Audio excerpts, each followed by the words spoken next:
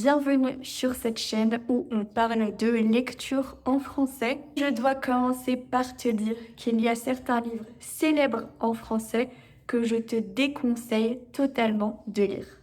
Parce que certains classiques français sont tellement difficiles que même les Français ont du mal à le comprendre. Le problème, ce n'est pas que les livres sont mauvais, bien évidemment, c'est surtout qu'ils ne sont pas adaptés aux apprenants de français. Donc non, je ne critique pas la littérature française, bien au contraire. En fait, quand on apprend une langue, le cerveau va apprendre mieux avec une compréhension partielle, donc on ne comprend pas tout, mais confortable. C'est quand même intéressant, on arrive à capter l'information globale. Le cerveau comprend mieux aussi avec des répétitions naturelles, mais pas avec une confusion totale de ce que veulent dire les mots qui sont écrits et qu'on lit, ou encore de regarder dans le dictionnaire toutes les 5 secondes parce qu'on ne comprend pas les mots. Ça, c'est vraiment tout le contraire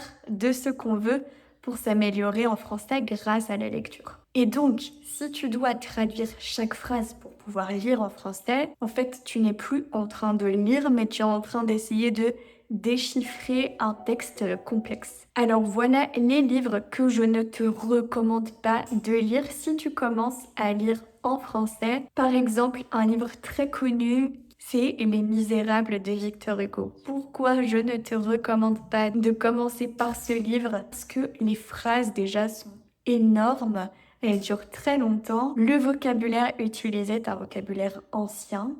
Et aussi, finalement, le français de Victor Hugo est très différent du français parlé d'aujourd'hui. Moi, ce que je souhaite dans mon atelier de lecture et ce que je souhaite aussi enseigner grâce à la lecture, c'est qu'on peut apprendre une langue justement grâce à la lecture, au fait de lire, donc apprendre plein de mots de vocabulaire utilisés dans la vie de tous les jours. Et ça, on ne va pas le retrouver, par exemple, dans Les Misérables.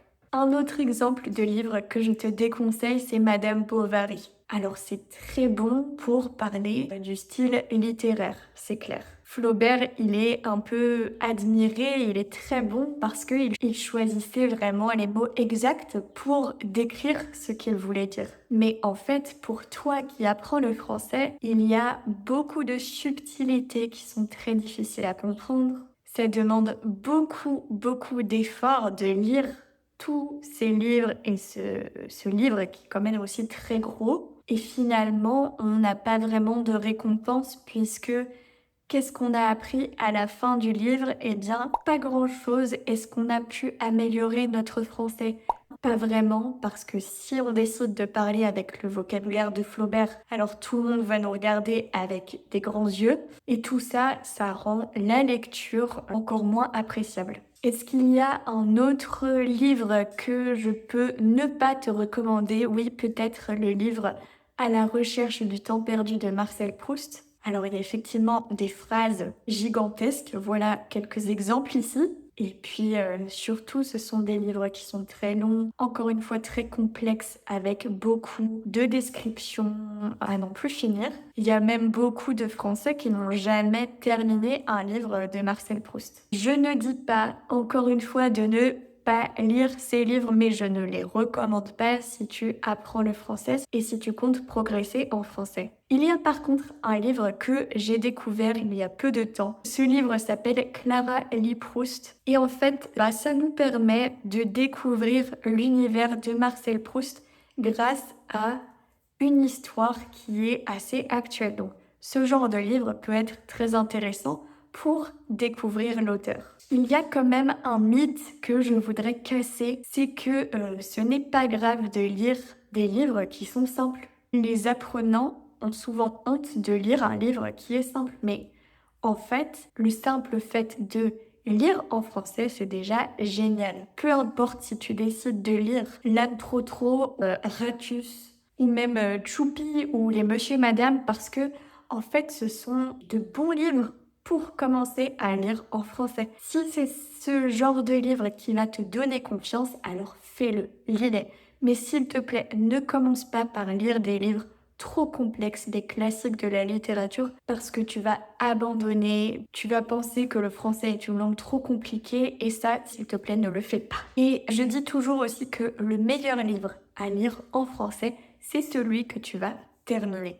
C'est pour ça que dans mon club de lecture, je suis très contente parce que on termine un livre ensemble et ça, c'est vraiment génial. On peut en discuter, on peut parler des choses qu'on a compris ou moins compris de l'histoire et ça va nous permettre finalement de nous améliorer et d'en apprendre plus sur la langue française. Alors je t'invite à télécharger ma liste de recommandations de livres.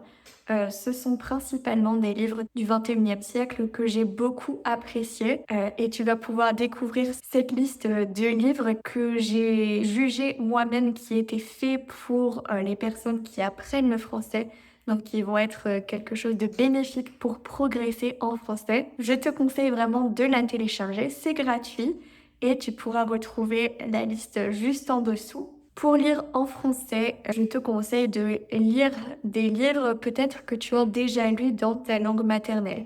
Ou pourquoi pas de trouver l'équivalent aussi du livre pour pouvoir le comprendre plus facilement.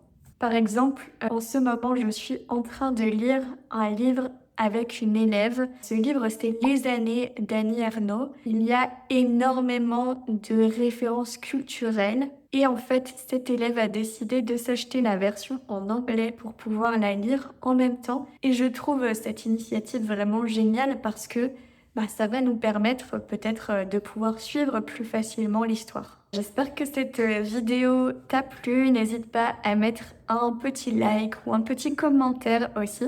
Et moi, je te souhaite une excellente lecture et je te dis à très vite dans une prochaine vidéo.